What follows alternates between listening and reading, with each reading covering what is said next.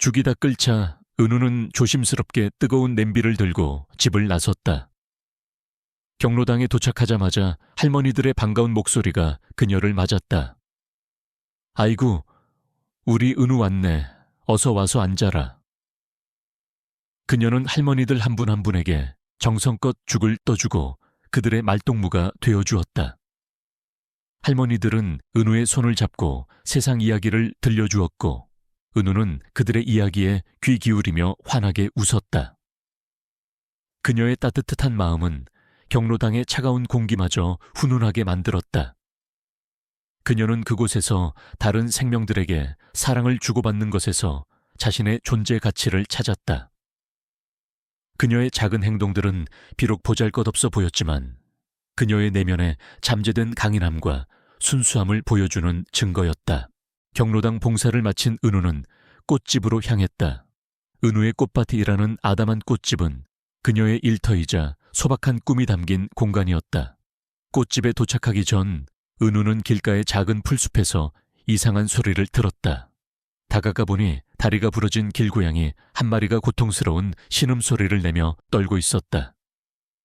고양이는 뼈가 튀어나올 정도로 심하게 다쳐 있었다. 은우는 주저하지 않고 고양이를 품에 안았다. 고양이의 털에는 피가 흥건했지만 은우는 개의치 않았다. 그녀의 눈에서는 눈물이 흘러내렸다. 당장 동물병원에 데려가야 했지만 그녀의 지갑은 텅 비어 있었다. 어떡하지? 은우는 불안한 눈빛으로 주머니를 뒤적였다. 그녀의 손에 잡힌 것은 어머니의 유품인 오래된 은색 펜던트였다. 그것은 그녀의 전 재산과 다름없는 소중한 물건이었다.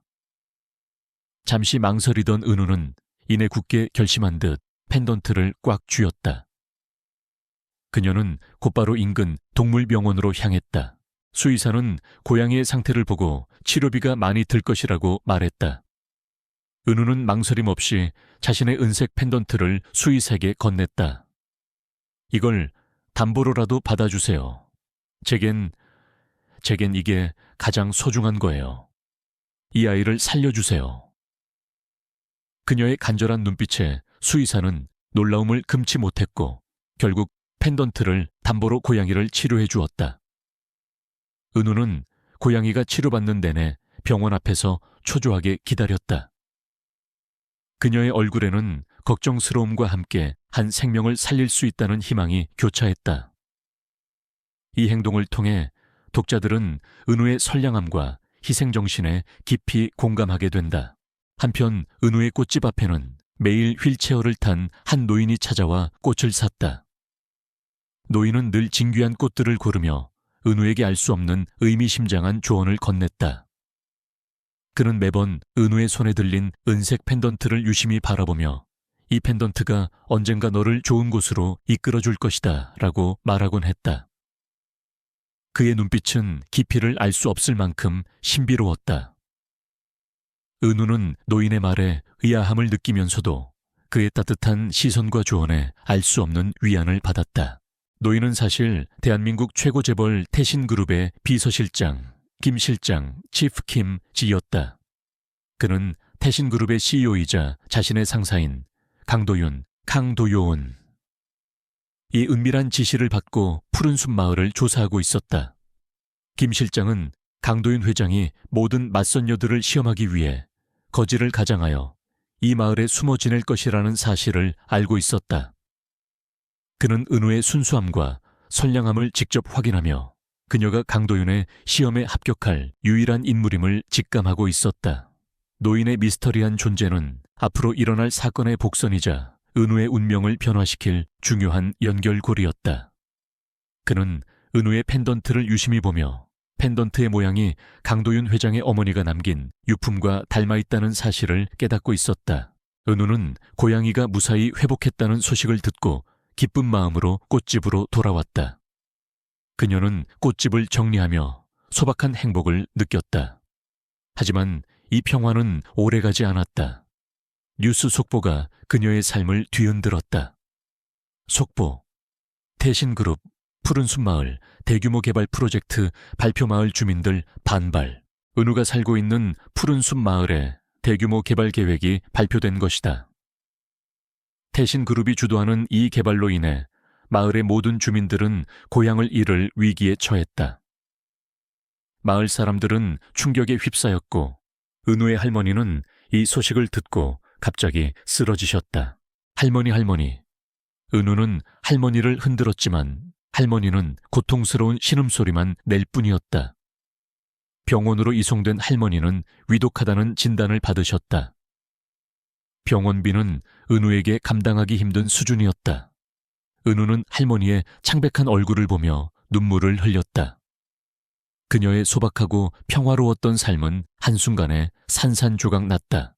은우는 마을을 지키기 위한 방법을 필사적으로 찾아 나섰다. 그녀는 마을 주민들과 함께 개발 반대 시위에 참여하고 태신그룹에 항해 편지를 보내는 등 적극적으로 움직였다. 하지만 그녀의 작은 힘으로는 거대한 기업을 막을 수 없다는 현실에 좌절했다. 마을 사람들은 희망을 잃고 하나둘씩 마을을 떠나기 시작했다. 은우는 자신의 무력함에 눈물을 흘렸지만 동시에 마을과 할머니를 지켜야 한다는 강한 책임감을 느꼈다. 그녀는 이제 더 이상 소박한 일상으로 돌아갈 수 없게 되었다. 그녀는 마을을 지키기 위해 그리고 할머니의 병원비를 마련하기 위해 자신의 전부인 꽃집마저 팔아야 하는 상황에 직면했다. 푸른 숲 마을에 드리운 먹구름은 은우의 삶을 집어삼킬 듯 드리워져 있었다. 푸른 숲 마을에 드리운 개발의 그림자는 점점 더 짙어졌다. 태신그룹의 발표 이후 마을에는 불안과 절망이 가득했다. 이은울리, 은우의 할머니는 병상에 누워 의식을 잃었고 병원비는 눈덩이처럼 불어났다. 마을 사람들은 희망을 잃은 채 하나둘씩 정든 고향을 떠나기 시작했다. 은우의 꽃집 앞에도 임대라는 글씨가 붙었다. 그녀의 소중한 공간마저 빼앗길 위기에 처한 것이다. 어느 날 은우는 할머니의 병원비를 마련하기 위해 꽃집에 남아있던 마지막 꽃다발을 들고 시장으로 향했다. 그녀의 발걸음은 무거웠고 심장은 답답했다. 그때 시장 골목 어귀에서 쓰러진 한 남자가 그녀의 눈에 들어왔다.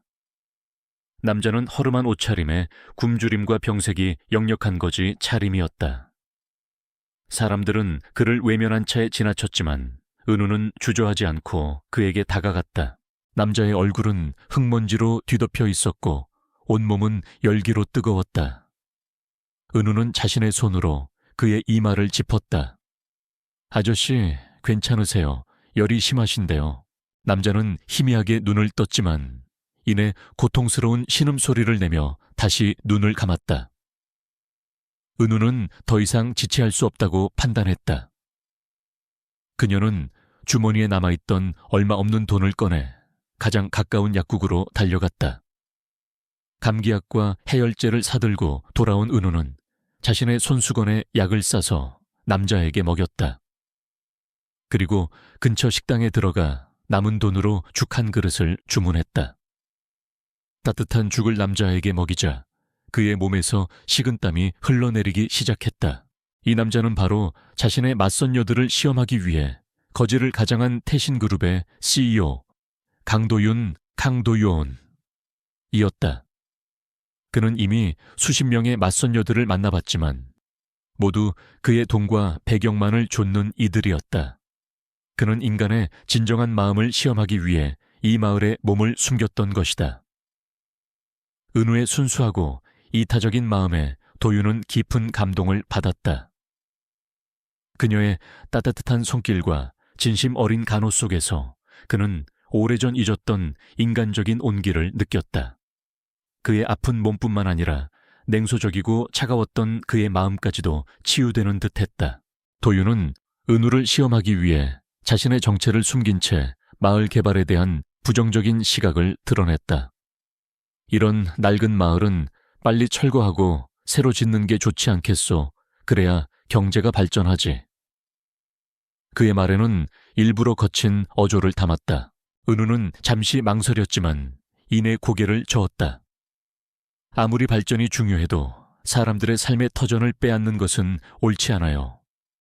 이곳은 우리 할머니의 추억이 담긴 곳이고 저희 마을 사람들의 전부예요. 돈이 전부는 아니잖아요.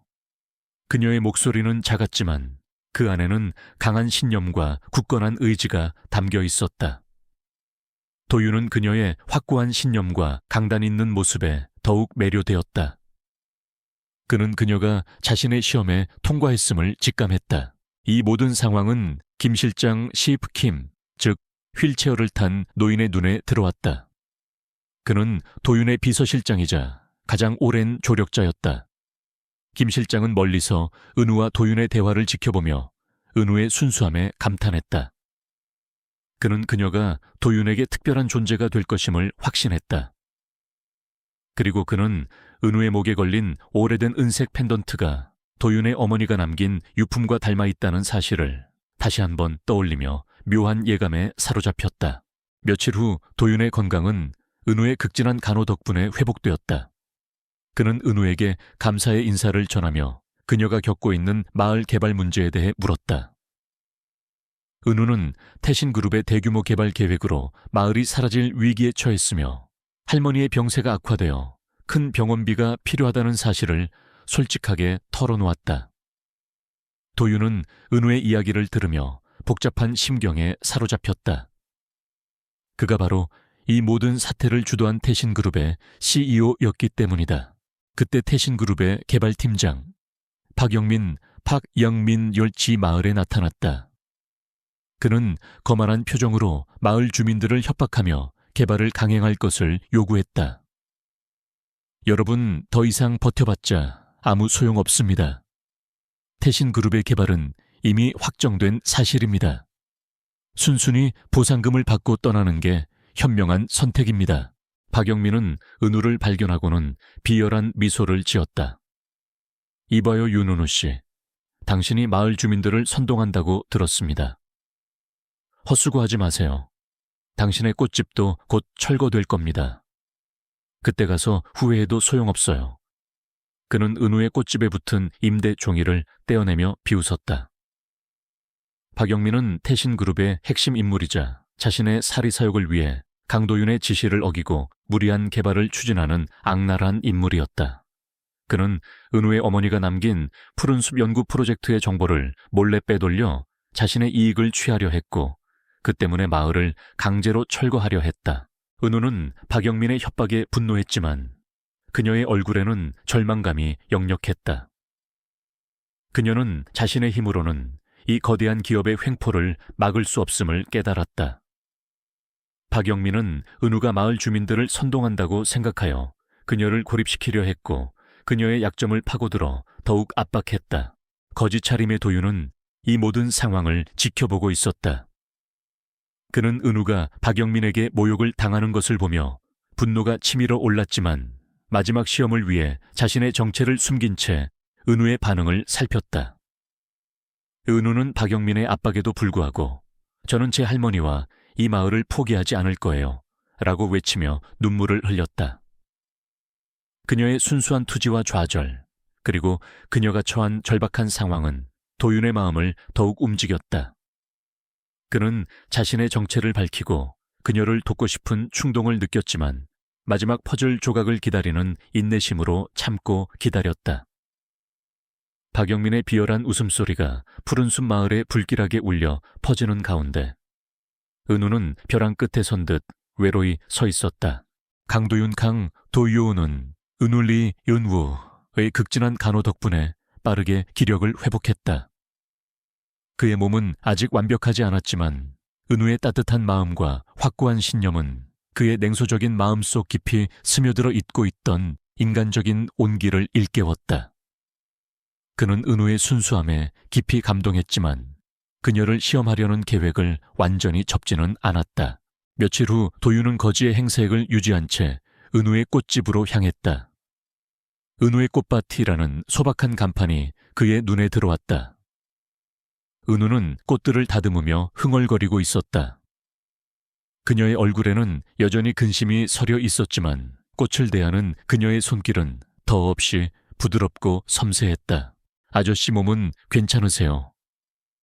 은우가 도윤을 발견하고 반갑게 인사했다. 그녀는 그가 이미 떠났을 것이라고 생각했었다. 덕분에 많이 나아졌소. 도윤은 일부러 거친 목소리를 냈다. 그런데 이 마을은 곧 사라진다면서 굳이 이렇게 꽃을 키우며 미련을 가질 필요가 있나? 그는 은우의 반응을 살피며 그녀의 진심을 확인하려 했다. 은우의 얼굴에서 미소가 사라졌다. 그녀는 꽃을 든 손을 멈추고 도윤을 똑바로 바라보았다. 사라진다고요. 아저씨에게는 그저 낡은 마을일지 모르지만 이곳은 제게 삶의 전부예요. 저희 할머니의 추억이 담겨 있고 제 부모님의 흔적이 남아있는 곳이에요. 돈이 전부는 아니잖아요. 그녀의 목소리에는 단호함과 함께 간절함이 묻어났다. 그녀는 다시 한번 자신의 신념을 굽히지 않았다. 도윤은 은우의 눈빛에서 흔들림 없는 강단과 진심을 보았다. 그는 지금까지 만났던 어떤 여자들에게서도 느껴보지 못한 순수하고 고귀한 마음이었다. 그녀는 자신의 돈과 배경을 알지 못하는 상황에서도 그에게 진심으로 대했고 자신의 소신을 굽히지 않았다. 그의 입가에 희미한 미소가 번졌다. 이 여인이라면 그때 김 실장 치프킴 이 휠체어를 탄 채 꽃집 앞에 나타났다. 그는 노인의 모습으로 은우의 꽃집에 매일 방문했던 태신그룹의 비서실장이었다. 김 실장은 도윤과 은우의 대화를 지켜보며 흐뭇한 미소를 지었다. 그는 은우가 도윤의 시험에 완벽하게 합격했음을 직감했다. 은우 양 오늘은 어떤 꽃이 좋을까? 김 실장이 은우에게 말을 건넸다.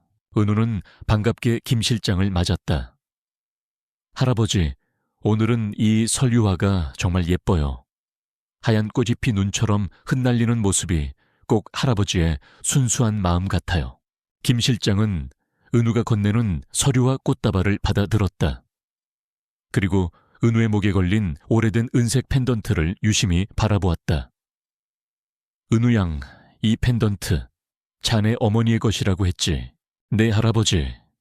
어머니가 남겨주신 유일한 유품이에요. 은우는 펜던트를 소중하게 감싸 쥐었다. 김 실장은 펜던트의 섬세한 문양을 보며 묘한 예감에 사로잡혔다. 이 펜던트의 모양이 강도윤 회장의 어머니, 즉 자신의 안주인이 남긴 유품과 너무나도 닮아 있었기 때문이다. 설마 이 펜던트가... 김 실장의 머릿속에 오래전 태신그룹의 은밀한 프로젝트인 푸른숲 연구 프로젝트와 관련된 기억이 스쳐 지나갔다. 그는 은우의 펜던트가 이 거대한 비밀의 열쇠일지도 모른다고 생각했다. 그때 박영민, 박영민, 이 개발팀 직원들과 함께 꽃집 앞에 나타났다. 그는 거만한 표정으로 은우를 노려보았다. 윤은우 씨, 아직도 여기서 버티고 있습니까? 마을 주민 설명회 날짜가 잡혔습니다. 그때까지 순순히 떠나지 않으면 당신 꽃집은 강제 철거될 겁니다. 그의 목소리에는 비열한 위협이 담겨 있었다. 은우는 박영민의 말에 얼굴이 창백해졌다. 그녀는 자신의 몸으로 꽃집을 막아서며 외쳤다. 저는 이 꽃집을 포기하지 않을 거예요. 그리고 이 마을도 포기하지 않을 거예요. 박영민은 비웃듯이 말했다. 어리석은 여자 같으니 내깎게 뭘 할 수 있다고 태신그룹의 힘이 얼마나 대단한지 보여주지. 그는 손짓하여 직원들에게 꽃집 철거를 준비하라고 지시했다. 박영민은 은우의 어머니가 남긴 푸른숲 연구 프로젝트의 핵심 정보와 희귀 약초가 마을에 묻혀 있다는 사실을 알고 있었다. 그는 이 모든 것을 가로채 자신의 이익을 취하기 위해 무리하게 마을 개발을 추진하고 있었다. 거짓 차림의 도윤은 이 모든 상황을 지켜보고 있었다. 그는 박영민의 비열한 행동에 분노가 치밀어 올랐다. 그의 심장 속에서는 은우를 돕고 싶은 강렬한 충동이 일었다. 그는 더 이상 자신의 정체를 숨기고 있을 수 없었다. 그는 자신의 손을 꽉 쥐었다. 김 실장은 도윤의 눈빛을 읽었다. 때가 되었군. 박 팀장, 당장 멈춰. 김 실장의 목소리가 날카롭게 울려 퍼졌다. 박영민은 김 실장의 등장에 당황했지만 이내 경멸하는 듯한 표정을 지었다. 그는 김 실장이 단순한 노인인 줄 알고 있었다. 할아버지 비키세요. 이 일은 할아버지와 상관없는 일이에요. 박영민이 소리쳤다. 김 실장은 차분하게 말했다. 나는 태신그룹 비서실장 김성호다. 그리고 이 옆에 있는 이분은 김 실장이 도윤을 가리키려 했지만 도윤은 고개를 저었다. 그는 자신의 정체를 밝히는 것은 아직 이르다고 판단했다. 그는 은우가 자신을 거지로서도 믿어줄 수 있는지 마지막으로 시험하고 싶었다. 박영민은 김 실장의 말에 코웃음을 쳤다. 웃기지도 않네. 노망 났습니까? 할아버지 같은 분이 무슨 비서실장이야. 이 거지랑 같이 헛소리하지 마시고 비키세요. 도윤은 박영민의 모욕적인 말에 분노했지만 은우는 그의 옆에서 두려움에 떨고 있었다. 그녀는 자신의 무력함에 눈물을 흘렸다. 그녀의 눈에 비친 희망은 마치 꺼져가는 촛불처럼 위태로웠다. 김 실장은 은우의 펜던트를 다시 한번 바라보았다. 그 펜던트가 가진 진정한 가치를 은우가 스스로 깨달아야 할 때가 다가오고 있었다. 이 모든 상황 속에서 은우는 홀로 모든 압박을 견뎌내야만 했다. 벼랑 끝에 몰린 은우에게 과연 한 줄기 빛이 비춰질 수 있을까? 푸른숲 마을의 운명을 결정할 마을 주민 설명회가 열리는 날, 낡은 마을 회관 앞은 태신그룹의 로고가 박힌 현수막과 함께 거대한 철거 장비들이 늘어서 위압적인 분위기를 풍겼다. 이은울리 은우의 심장은 격렬하게 고동쳤지만 그녀의 눈빛은 흔들림 없이 단호했다. 오늘은 단순한 설명회가 아니었다.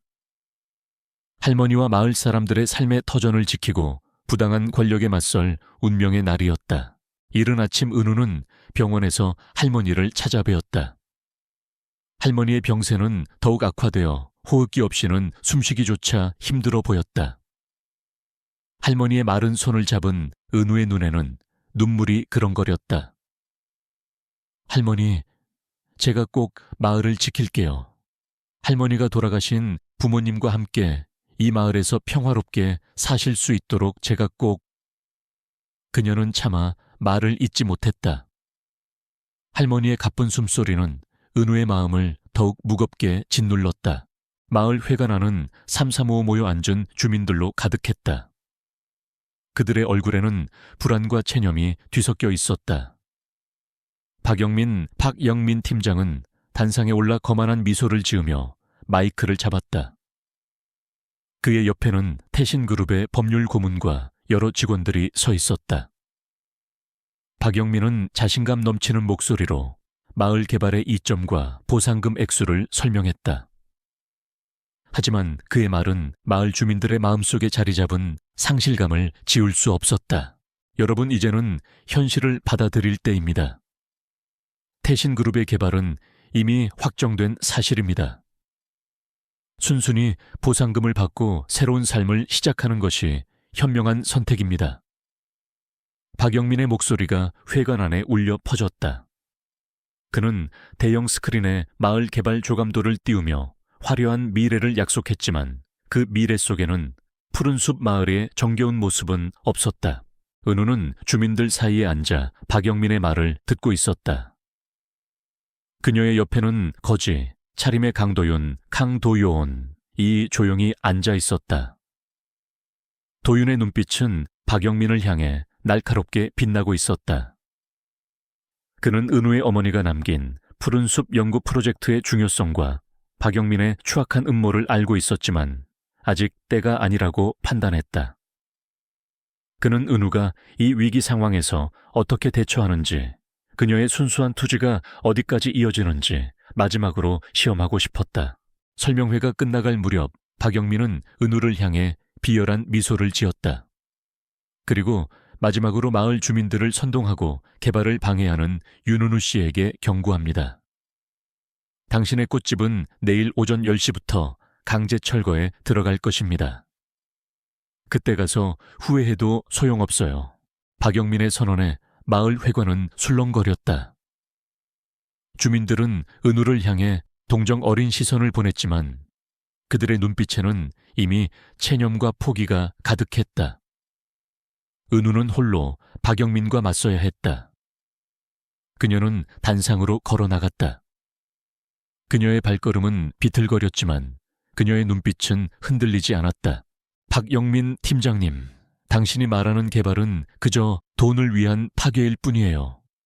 이곳은 단순한 땅이 아니에요. 우리 할머니의 삶이 담겨 있고 우리 부모님의 흔적이 남아있는 곳이에요. 당신은 이 모든 것을 빼앗으려 하고 있어요. 은우의 목소리는 떨렸지만 그 안에는 강한 울림이 있었다. 박영민은 코웃음을 쳤다. 윤은우 씨, 착각하지 마세요.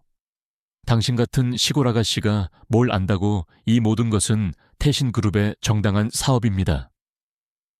당신은 그저 현실을 모르는 어리석은 여자일 뿐이야. 당신의 꽃집은 이미 경매에 넘어갔어.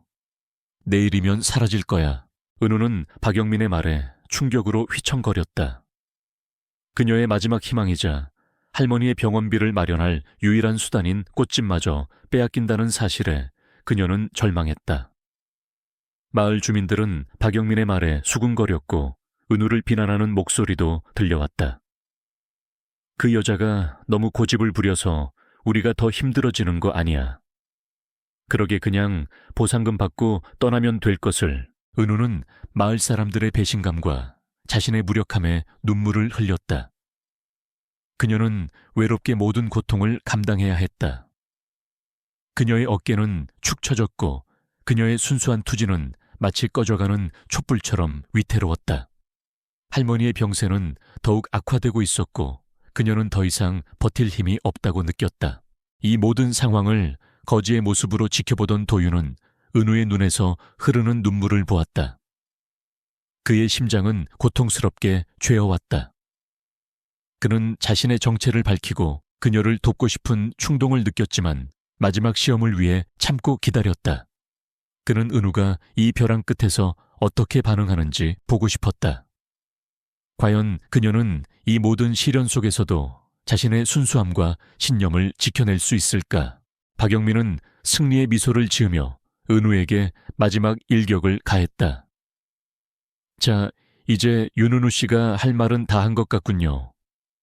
내일 오전 10시 이 마을은 태신그룹의 손에 넘어갈 겁니다. 모두 순순히 협조해 주시기 바랍니다.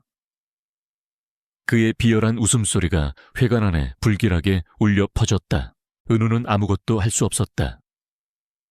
그녀는 그저 눈물을 흘리며 단상에 서 있었다. 그녀의 손목에 새겨진 작은 나비 문신이 더욱 선명하게 느껴졌다. 그것은 그녀의 마지막 희망이자 이 모든 것을 뒤집을 유일한 열쇠였다. 그녀는 알지 못했다.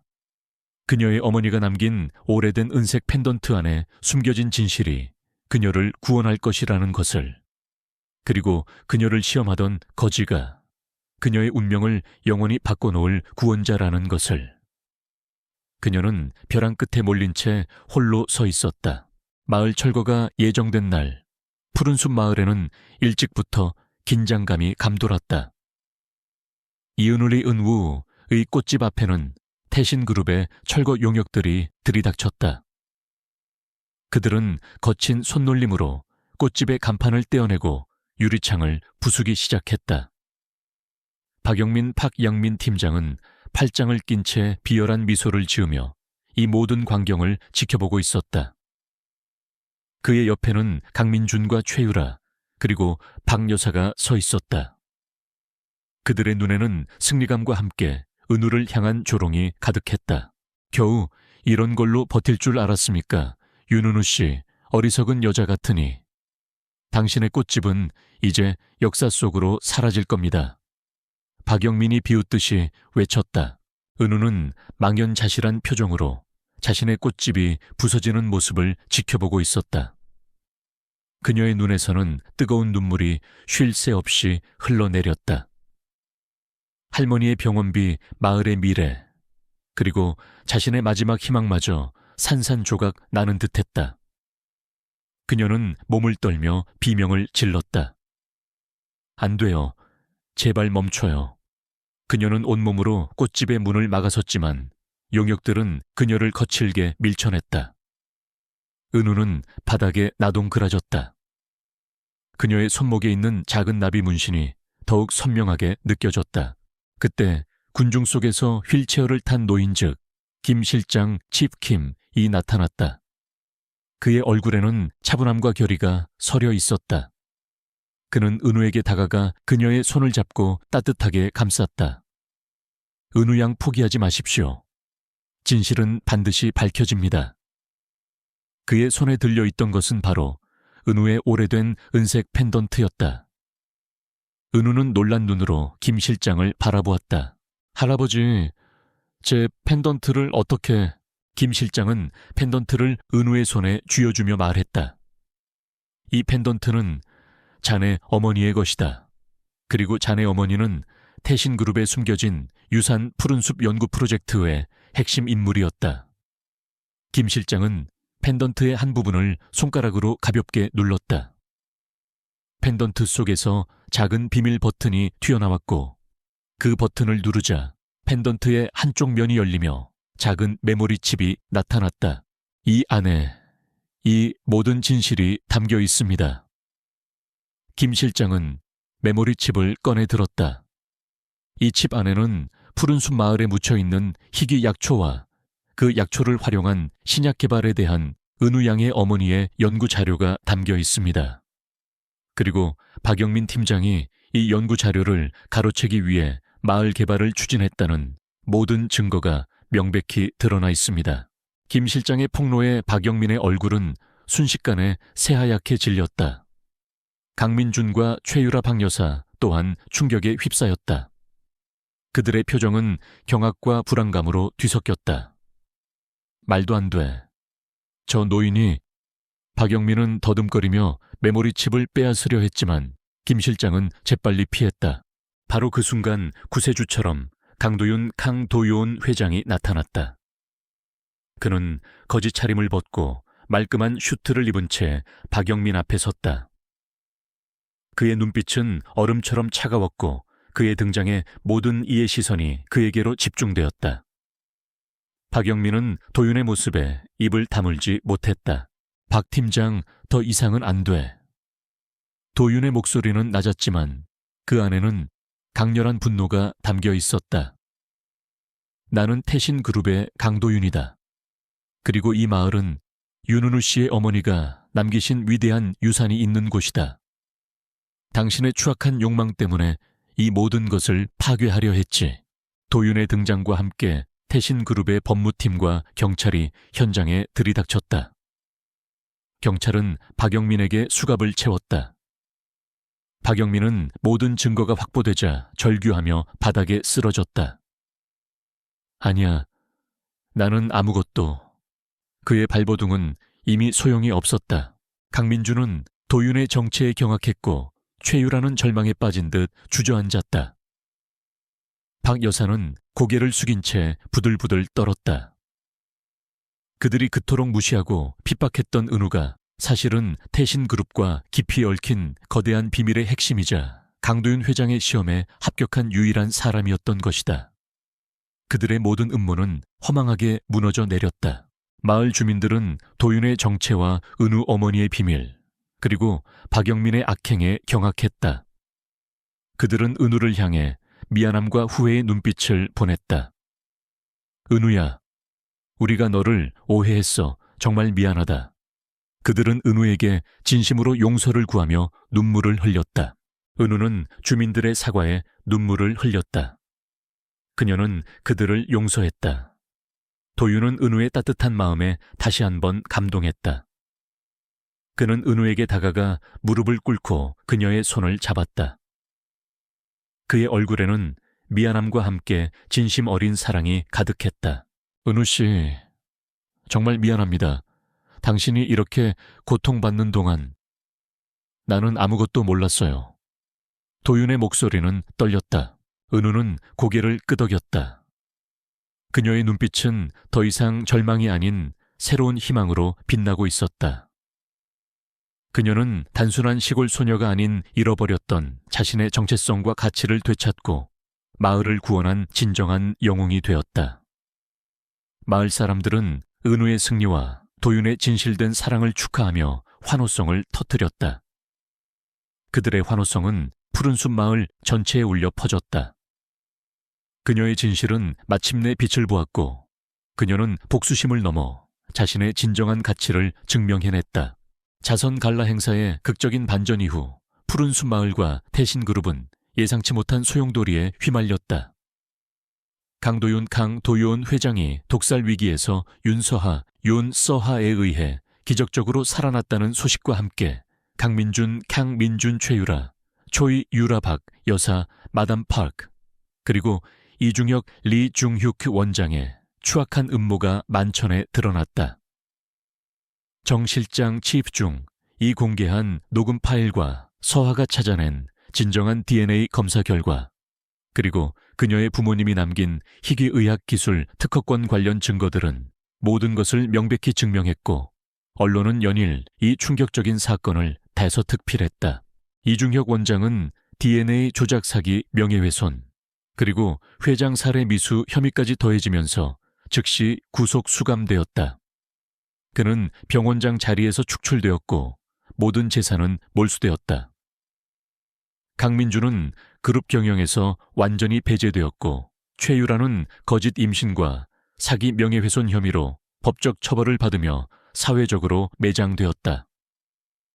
박 여사 또한 과거의 악행에 대한 대가를 치르며 철저히 몰락했다. 그들이 그토록 쫓던 권력과 명예는 한순간에 허망하게 무너져 내렸다. 병원에서 회복 중이던 이도윤은 서하의 손목에 있는 작은 나비 문신과 어릴 적 친구 나비에 대한 기억을 끊임없이 떠올렸다. 정 실장이 건넨 보고서에는 서하의 친부모가 오로라, 제약회 천재의학 박사 부부였고 그들이 개발한 혁신적인 희귀의학 기술 특허권이 서에게 상속되었으나 이중혁의 음모로 빼앗겼다는 충격적인 진실이 담겨 있었다. 그리고 결정적으로 서하가 강제로 파양되어 선우그룹에 입양되었으며 그 배후에는 선우그룹과 유라의 친아버지, 그리고 이중혁 원장의 욕망과 얽힌 음모가 있었다는 사실이 명시되어 있었다. 도윤은 모든 것을 깨달았다. 자신을 살린 나비가 바로 자신의 잃어버린 친구이자 자신을 그토록 찾아 헤매던, 그리고 그의 심장병을 치료할 수 있는 유일한 희망을 가진 여인이었다는 것을 도윤은 격렬한 후회와 죄책감에 휩싸였다. 그는 병실을 박차고 서하를 찾아갔다. 서하는 자신의 낡은 옷들을 정리하며 조용히 떠날 준비를 하고 있었다. 도윤은 그녀 옆에 앉아 그녀의 얼굴을 쓰다듬었다. 그의 손이 서하의 손목에 있는 나비 문신을 스치자 서하의 눈이 서서히 뜨였다. 서하야, 정말 미안해요. 정말 미안합니다. 내가 당신을 알아보지 못했어요. 당신이 그렇게 고통받는 동안 나는 아무것도 몰랐어요. 도윤은 감정이 북받쳐 더 이상 말을 잇지 못했다. 그의 눈에는 뜨거운 눈물이 맺혔다. 서하는 도윤의 진심, 어린 사과에 눈물을 흘렸다. 그녀는 지난 세월의 아픔과 고통이 한순간에 녹아내리는 것을 느꼈다. 회장님, 아니 도윤 씨. 그녀의 목소리는 흐느꼈다. 도윤은 서하의 손을 잡고 따뜻하게 감쌌다. 당신은 나의 생명의 은인일 뿐만 아니라 나의 사랑이고 나의 잃어버린 친구입니다. 우리 다시 시작해요. 나에게 기회를 줘요. 당신에게 평생 갚아나갈 기회를 줘요. 그의 눈빛은 간절했다. 서하는 도윤의 진심을 받아들였다. 그녀는 고개를 끄덕였고 도윤은 그녀를 따뜻하게 끌어안았다. 그들은 비로소 완전한 사랑을 확인했다. 도윤은 서하의 부모님이 남긴 희귀의학 기술 특허권의 가치를 누구보다 잘 알고 있었다. 그는 서에게 태양그룹의 공식적인 공동 상속인이자 자신의 배우자가 되어줄 것을 제안했다. 도윤은 태양그룹 산하에 새로운 생명공학 연구 및 신약개발 부서인 오로라 생명공학연구소 연무를 설립하고 서에게 총괄 책임자 자리를 맡겼다. 그녀는 이제 단순한 비서가 아닌 인류의 건강을 책임질 중요한 위치에 서게 된 것이다. 서한은 처음에 부담스러워했지만 도윤의 든든한 지지와 함께라면 해낼 수 있을 것이라 믿었다. 그녀는 오로라 생명공학 연구소의 연구에 매진했다. 그녀는 부모님의 낡은 가죽 노트 속 지식과 자신의 뛰어난 생명공학 지식을 결합하여 도윤이 앓고 있는 희귀 심장병을 포함한 여러 난치병에 효과적인 천연 연골뿌리 추출물 기반 치료제 개발에 성공했다. 도윤은 이 치료제 덕분에 기적적으로 완치될 수 있었다. 서하와 도윤은 성대한 결혼식을 올렸다. 그들의 결혼식은 단순한 재벌가의 결합이 아니었다. 그것은 고통과 역경을 이겨낸 두 사람의 사랑, 그리고 진실이 결국 승리한다는 것을 보여주는 희망적인 상징이었다. 도윤은 서에게 항상 고맙다고 말했다. 당신이 나를 살렸고 내 삶의 진정한 빛을 가져다 주었소. 당신은 나의 나비이요. 서하의 손목에 새겨진 작은 나비 문신이 그녀의 웨딩드레스 위에서 찬란하게 빛났다. 수지는 이제 더 이상 숨어 지내지 않아도 되었다. 그녀는 자신의 재능과 사랑을 세상에 펼치며 새로운 삶의 의미를 찾아가고 있었다. 그녀의 삶에는 비로소 진정한 평온이 찾아왔다. 그녀는 과거의 상처를 치유하고 자신을 핍박했던 이들에게 가장 강력한 복수, 즉 행복을 선물했다. 수년의 시간이 흘러 윤서하, 요온서하는 단순한 신데렐라 이야기를 넘어선 진정한 치유와 변화의 상징이 되었다. 그녀는 오로라 생명공학 연구소의 혁신적인 수장으로서 부모님의 낡은 가죽 노트에서 얻은 지식과 자신의 뛰어난 생명공학 기술을 결합하여 난치병 치료제 개발에 성공했다. 그녀가 개발한 천연 연골뿌리 추출물 기반 치료제는 전 세계 수많은 환자들에게 새로운 삶을 선물했고, 오로라 생명공학 연구소는 단순한 연구기관을 넘어 인류의 건강을 책임지는 선두주자로 자리매김했다. 서하는 기업의 사회적 책임을 누구보다 중요하게 생각했다. 그녀는 자신의 이름 서하에서 착안한 서하 희망재단을 설립했다. 이 재단은 전 세계 희귀 난치병 아동들을 돕고 의료 사각지대에 놓인 지역에 희망학교와 치유센터를 건립하는 데 앞장섰다. 서하는 바쁜 일정 속에서도 직접 현장을 찾아 아이들과 노인들을 만나며 따뜻한 위로와 희망을 전했다. 그녀의 이야기는 전 세계 언론에 보도되며 수많은 이들에게 영감을 주었고 재단에 대한 후원과 지지는 끊이지 않았다. 그녀는 이제 더 이상 어둠 속에 숨어 지내던 과거의 자신을 찾아볼 수 없는 세상에 선한 영향력을 미치는 빛나는 존재가 되었다. 남편 이도윤, 리 도요은 회장은 서하의 가장 든든한 조력자이자 동반자였다. 그는 태양그룹, 스카이그룹의 경영을 안정화시키면서도 서하의 오로라 생명공학연구소와 서하 희망재단 활동을 전폭적으로 지원했다. 그의 냉철했던 눈빛은 서하를 만나고 나서야 비로소 따뜻함과 사랑으로 가득 찼다.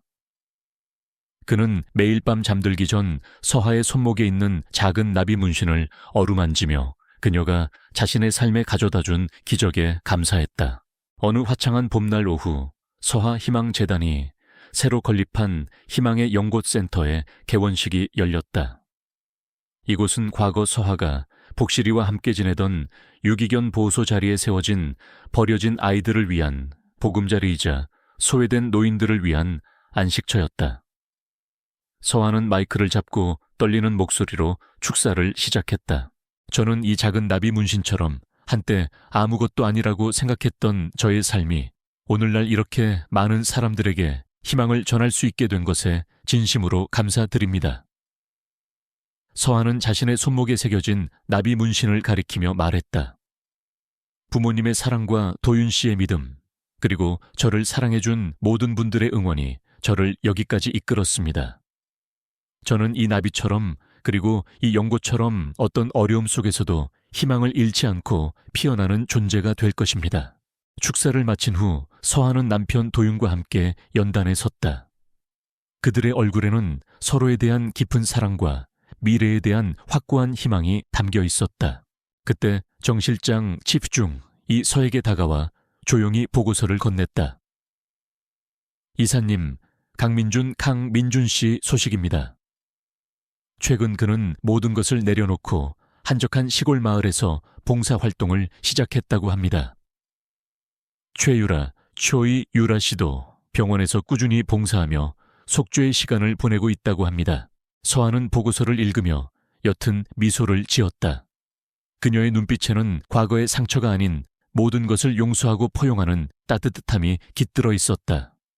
그들은 혹독한 대가를 치렀지만 이제는 진정한 의미에서 타인을 돕는 삶을 시작하려 하는 듯 했다. 개원식이 끝난 후 서한은 도윤과 함께 센터의 옥상 정원에 올라 밤하늘을 올려다보았다. 수많은 별들이 쏟아져 내리는 밤하늘은 그들의 마음처럼 평화롭고 아름다웠다. 여보, 저 별들 좀 봐요. 우리 가족 별 같아요. 서하는 현우의 품에 안겨 말했다. 도윤은 서하의 손을 잡았다. 그의 손목에는 이제 서하와 똑같은 모양의 작은 나비 문신이 선명하게 새겨져 있었다. 그것은 그들의 사랑 치유, 그리고 영원한 희망을 상징하는 듯했다. 이서하는 더 이상 외로웠던 과거의 신데렐라가 아니었다. 그녀는 진정한 사랑과 가족을 찾았고 자신의 재능으로 세상을 이롭게 하며 두 번째 봄을 맞이했다. 그녀의 삶은 이제 시작이었다. 그녀는 영원히 빛나는 연고처럼 세상의 어둠을 밝히는 존재로 기억될 것이다. 이 감동적인 이야기가 당신의 마음에 닿았나요? 저희 채널을 구독하고 더 많은 감동과 반전으로 가득한 이야기를 만나보세요. 다음 영상에서 또 다른 기적 같은 이야기로 찾아뵙겠습니다. 푸른숲 마을은 이름처럼 온통 초록빛으로 물든 평화로운 곳이었다. 낡은 기와지붕 아래 피어난 들꽃들이 바람에 흔들리고 아침이면 새들의 지저김이 작은 마을을 가득 채웠다. 이곳에 이은우 리 은워는 할머니와 단둘이 살고 있었다. 그녀는 부모님 없이 자랐지만 밝고 긍정적인 성격으로 마을 사람들에게 사랑받는 아가씨였다.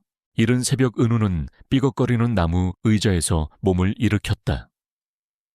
잠시 후 부엌에서는 뭉근하게 죽이 끓는 냄새가 퍼졌다.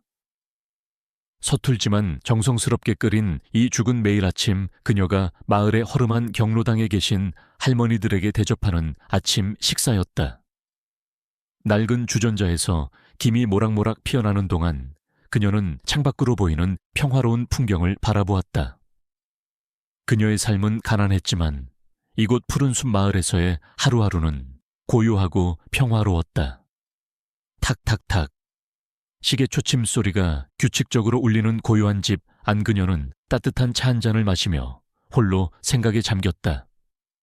그녀의 작은 손은 습관처럼 목에 걸린 오래된 은색 펜던트를 만지작거렸다. 돌아가신 어머니가 남긴 유일한 유품이자 그녀에게 가장 소중한 보물이었다.